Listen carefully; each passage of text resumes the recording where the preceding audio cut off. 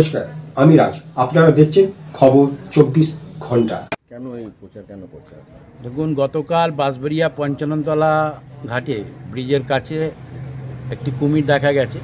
এর আগেও কানলার ওদিকে একবার কুমির দেখা গেছিল, কিন্তু আমরা যেহেতু লাগোয়া বাঁশবেড়িয়া পৌরসভার সঙ্গে চুঁচুড়া পৌরসভা লাগোয়া, এখানে প্রচুর গঙ্গার ঘাট আছে, স্নান করে প্রচুর মানুষ, পুণ্যার্থী আসে।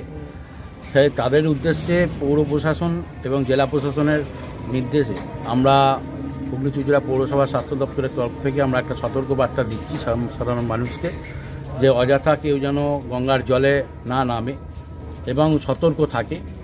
কেন প্রচুর মানুষ তাপপ্রবাহের মধ্যে অনেকে গঙ্গায় স্নান করতে নামছে, ছোটো ছোটো বাচ্চা থেকে বড়রা। তাই সকলের ক্ষেত্রে আমরা একটা সজাগ বার্তা দিচ্ছি যে আপনারা কেউ দয়া করে গঙ্গার জলে নামবেন না এবং অযথা বাচ্চাদেরও বলবো খেলাধুলা করবেন না জলে নেমে। কেন কুমির ভয় না, কুমির এখনও পর্যন্ত আমরা তাকে অ্যারেস্ট করা যায়নি। বন দপ্তরে বাঁশবেড়িয়া প্রশাসন খবর দিয়েছে, যথাসম্ভব তারাও চেষ্টা করছে। তা সরকারি নিয়ম অনুযায়ী ওনাকে যদি কুমির ধরা পড়ে, যা ব্যবস্থা নেবা সরকারি রুলস অনুযায়ী হবে। আপনারা জানেন, গতকাল বাঁশবেড়িয়া ঈশ্বরগুপ্ত সেতুর ওখানে গঙ্গায় কুমিরের দেখা পাওয়া গেছে।